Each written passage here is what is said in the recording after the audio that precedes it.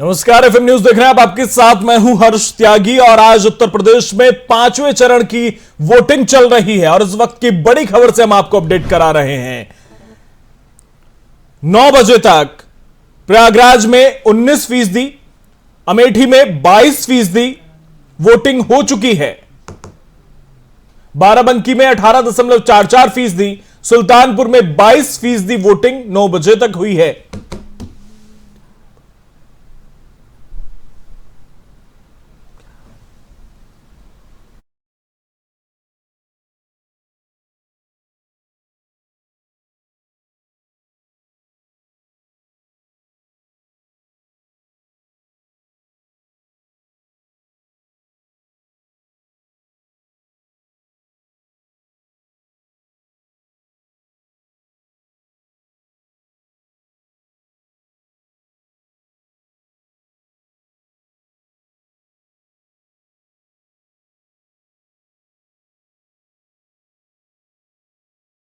क्षेत्र में लगा है। प्रतापगढ़ के कुंडा से प्रत्याशी है राजा भैया और पिछले कई चुनावों में जीतते आए हैं। सपा ने चुनाव आयोग से शिकायत दर्ज कराई है। राजा भैया के इलाके में फर्जी वोटिंग का आरोप समाजवादी पार्टी ने लगाया है।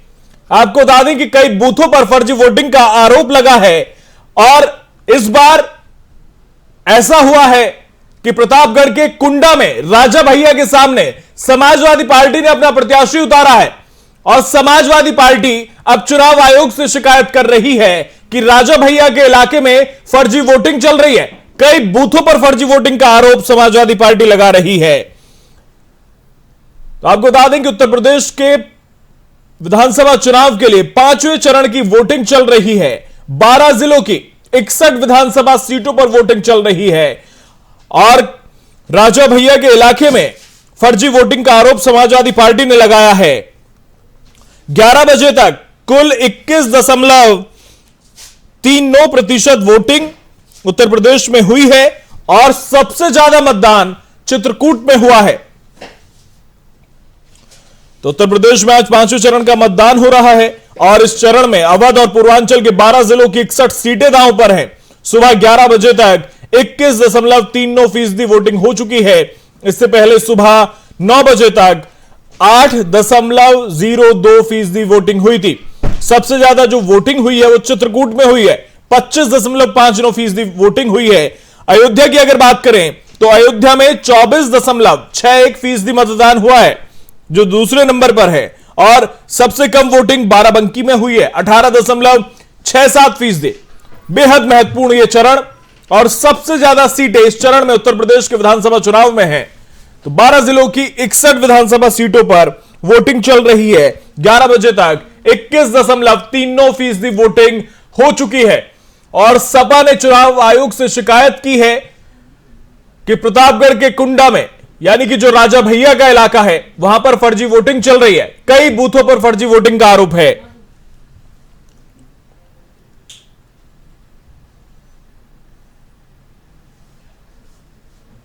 तो उत्तर प्रदेश में 11 बजे तक 21.39% मतदान हो चुका है। सबसे ज्यादा जो वोटिंग हुई है वो चित्रकूट में हुई है।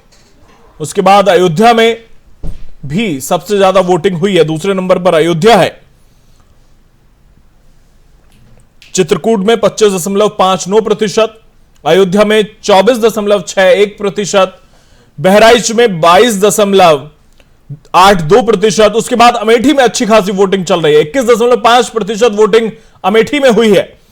तो अगर 11 बजे तक की हम बात करें और 11 बजे तक सबसे ज्यादा वोटिंग की अगर हम बात करें तो सबसे ज्यादा वोटिंग चित्रकूट में, उसके बाद कौशांबी में हुई है 25.03%, उसके बाद अयोध्या में हुई है 24.61%, उसके बाद बहराइच में हुई है 22.82%, उसके बाद रायबरेली सलोन 20.11%।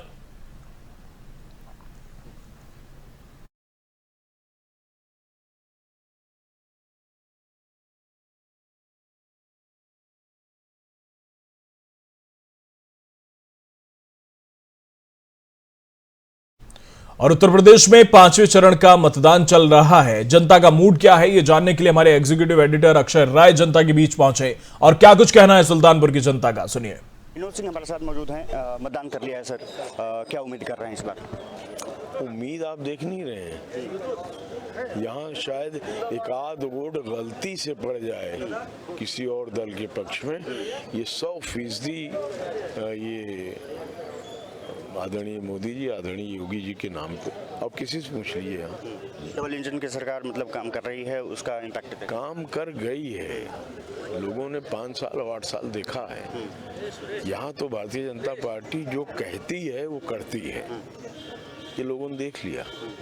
सुल्तानपुर में और कोई पार्टी नहीं?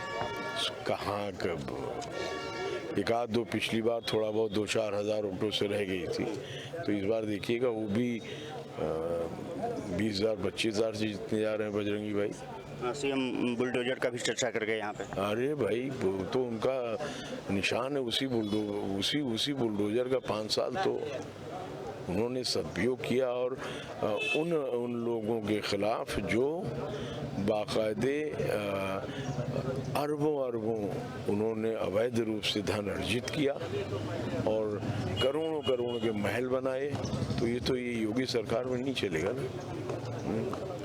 अंतिम सवाल की आज अंतिम दिन है, आज मतदान कंप्लीट हो जाएगा, 10 मार्च को फैसला आ जाएगा, अपील क्या करेंगे मतदान?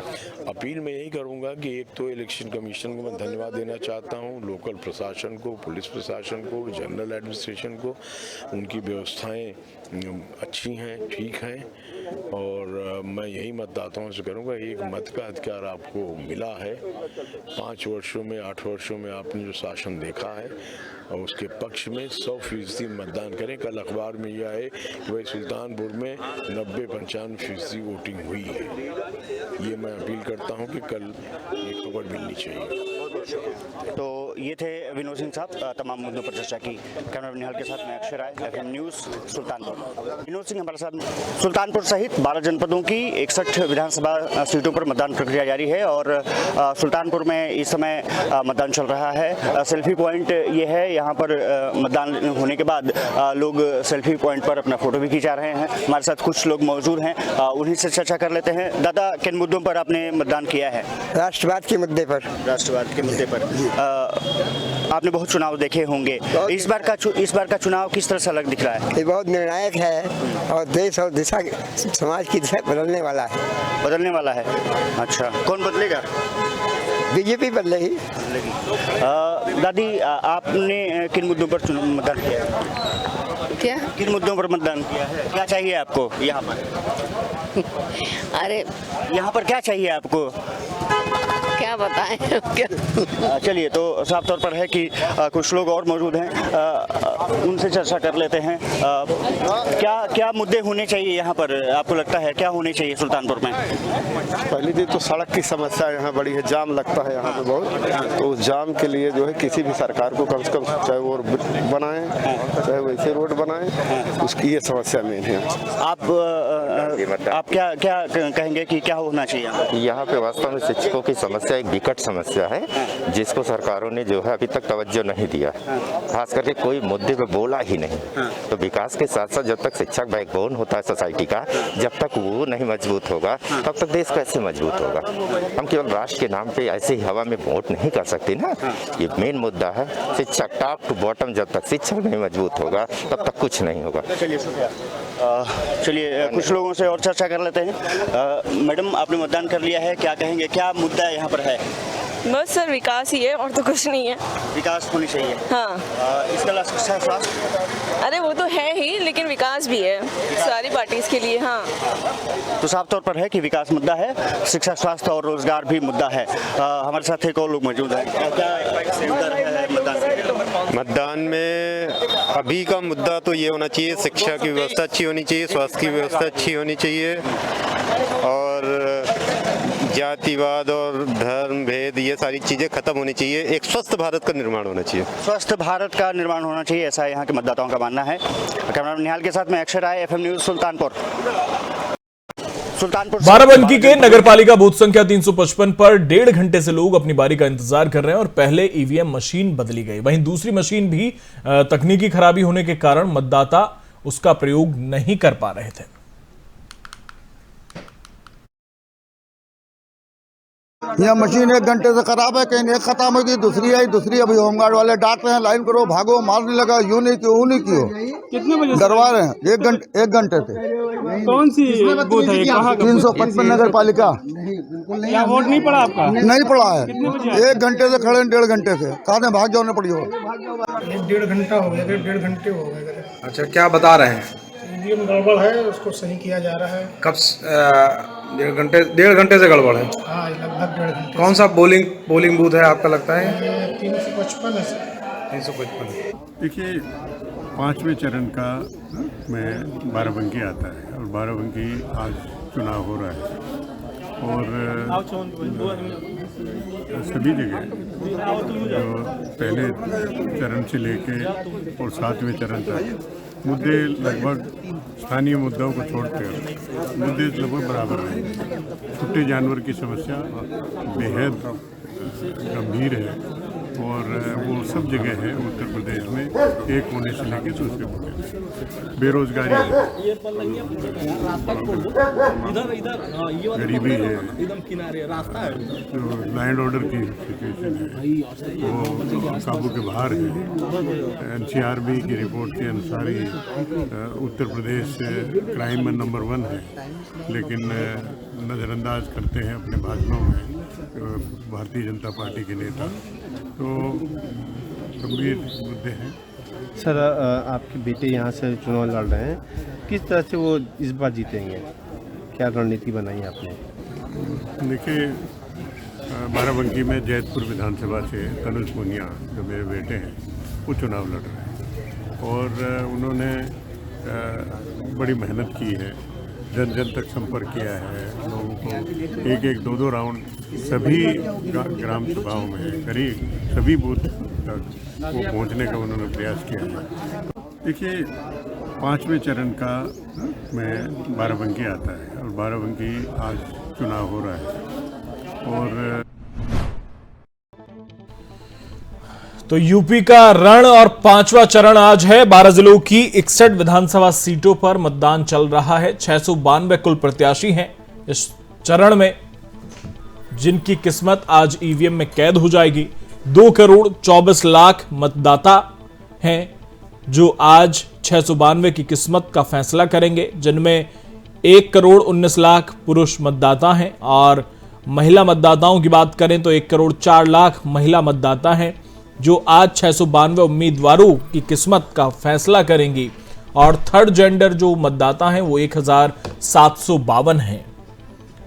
वहीं आपको बता दें कि कांग्रेस ने 43% महिलाओं को प्रत्याशी बनाया है, उन्हें टिकट दिया है और बेहद महत्वपूर्ण ये चरण, सबसे ज्यादा सीटें इस चरण में हैं। और जो बड़े चेहरे हैं इस चरण में, उनमें उत्तर प्रदेश के डिप्टी सीएम केशव प्रसाद मौर्य जो सिराथू सीट से लड़ रहे हैं, सिद्धार्थ नाथ सिंह इलाहाबाद पश्चिम से चुनाव लड़ रहे हैं, नंद गोपाल नंदी इलाहाबाद दक्षिण से चुनाव लड़ रहे हैं। तो ये महत्वपूर्ण चेहरे, बड़े चेहरे। मोती सिंह प्रतापगढ़ की पट्टी सीट से चुनाव लड़ रहे हैं। तो कई दिग्गजों की साख दांव पर है। राजा भैया प्रतापगढ़ की कुंडा सीट से चुनाव लड़ रहे हैं। संजय सिंह अमेठी से चुनाव लड़ रहे हैं।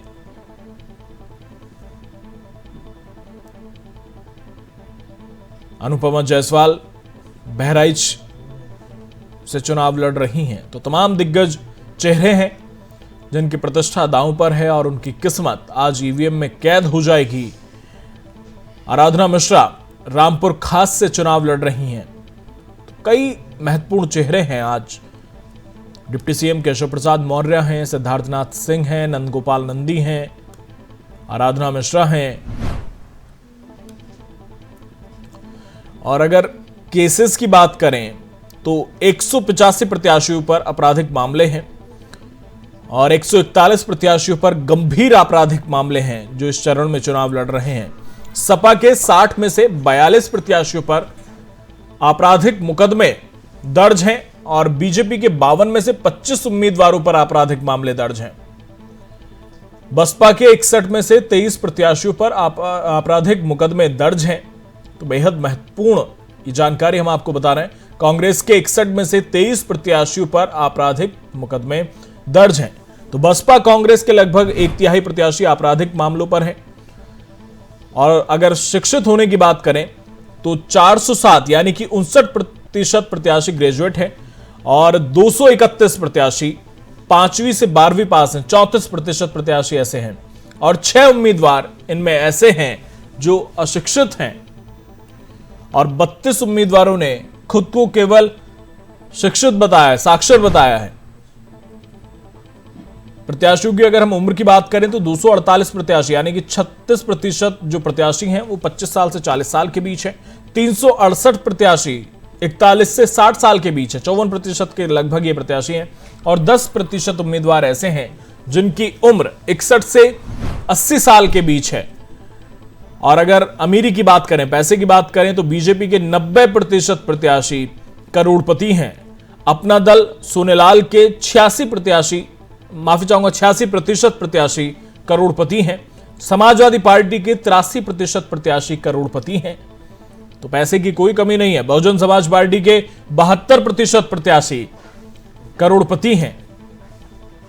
कांग्रेस के 49% प्रत्याशी करोड़पति हैं। सबसे जो कम करोड़पति अगर किसी पार्टी में है तो वो कांग्रेस में है और सबसे ज्यादा बीजेपी में है। ये एक बेहद महत्वपूर्ण जानकारी इस चरण की।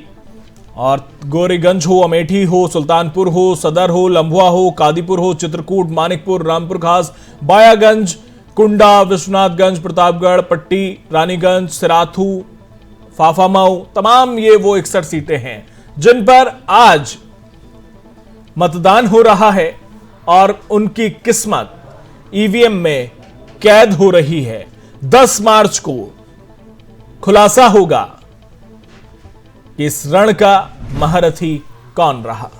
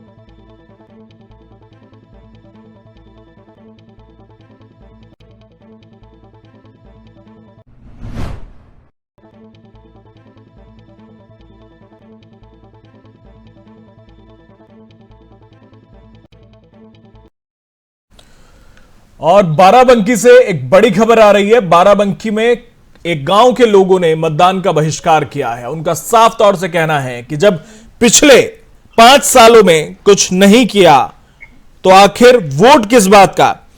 तो बाराबंकी के कुछ गांव के लोगों ने बहिष्कार किया है। यह मामला पाराहाजी गांव का है जहां पर लोगों ने मतदान का बहिष्कार किया है। उनका कहना है कि विकास कार्य नहीं हुए, रास्ता और पुल बनाने की बात कही गई थी, पिछले 5 साल में वो पूरी नहीं हुई तो किस बात के लिए मतदान करें। हालांकि अधिकारी वहां पर पहुंचे, उन्हें समझाने की कोशिश की गई लेकिन मतदान का बहिष्कार किया है। और इसी पर ज्यादा जानकारी के लिए हमारे साथ बाराबंकी से एफएम संवाददाता मोहम्मद रिजवान हमारे साथ जुड़ गए हैं। रिजवान, किस गांव का, किस क्षेत्र का और किस विधानसभा का यह मामला है जहां पर लोगों ने बहिष्कार किया है और आखिर क्या वजह है कि लोग मतदान करना नहीं चाहते। जी बिल्कुल, मैं आपको बताना चाहूंगा, ये बाराबंकी जिले के दरियाबाद विधानसभा के रामसनई तहसील घाट के पराहजी गांव में प्राथमिक विद्यालय में बने बूथ संख्या 433 पर मतदानों को मतदान करना था, लेकिन उन्होंने बहिष्कार कर दिया। इसका मेन जो कारण था, उन्होंने स्पष्ट कहा है कि रास्ता व पुल निर्माण को लेकर ग्रामीणों ने इस रास्ते का बहिष्कार, मतलब मतदान का बहिष्कार किया है। अब ऐसे में पुलिस प्रशासन और जो वहाँ पे जिम्मेदार लोग हैं, वो गाँव वालों से अपील कर रहे हैं कि मतदान करें। हालांकि गाँव वालों ने साफ मना किया है कि हम लोग विकास कार्य जो हम लोग चुनते हैं जनप्रतिनिधियों को, वो सिर्फ झूठे वादे करते हैं, तो इसलिए हम लोग इस बार चुनाव बहिष्कार करेंगे, हम लोग मतदान नहीं करेंगे। जी रिजवान, अगर इस मौजूदा विधानसभा की हम बात करें, जिस गांव के लोगों ने बहिष्कार किया है, इस बार वहां पर किस पार्टी से विधायक हैं मौजूदा वक्त में? जी बिल्कुल बताना चाहूंगा, यहाँ पर बीजेपी के सतीश शर्मा विधायक थे। 2017 में यहाँ पर इन्होंने जीत दर्ज की थी। उसके बाद ये दरियाबाद विधानसभा से विधायक बने थे, लेकिन गांव वालों की साफ नाराजगी देखने को मिली है। इसका मुख्य कारण ये है कि उन्होंने जो रास्ता पुल का निर्माण को लेकर ग्रामीणों ने बहिष्कार किया है कि हम लोगों ने जो आस हम लोग लगाए रहे थे, जो हमने अपने विधायक को चुने थे, कहीं ना कहीं वो खरे नहीं उतरे, इसलिए हम लोग इसका बहिष्कार कर रहे हैं इस बार। तो क्या प्रशासन के समझाने के बाद भी ग्रामीण नहीं माने हैं? जी बिल्कुल बताना चाहूंगा, उसके बाद ग्रामीणों ने, हालांकि बातचीत के बाद वो मान गए हैं और मतदान के लिए मतदान करने पहुंच गए हैं। चलिए, बहुत बहुत शुक्रिया रिजवान। जी सर। तो नाराजगी साफ तौर से देखने को मिल रही है, और सिर्फ 5वें चरण में ही नहीं, कई ऐसे चरण पिछले रहे हैं जिनमें जगह जगह पर लोगों ने मतदान का बहिष्कार किया है। साफ तौर से बहिष्कार को लेकर एक ही बात लोगों के सामने आती है कि जो विकास होना था वो विकास नहीं हुआ, जो वादे किए गए थे वो वादे पूरे नहीं किए गए। लेकिन मतदान का बहिष्कार करना कोई हल नहीं है। अगर किसी ने वादा किया था, कोई आपके वादे पर खरा नहीं उतरा, कोई विकास कार्य नहीं कर पाया, तो उसे छोड़कर आप किसी और को चुन सकते हैं। लेकिन मतदान का बहिष्कार करना गलत है, क्योंकि आपके पास ये ही वो ताकत है जिससे आप बदलाव कर सकते हैं।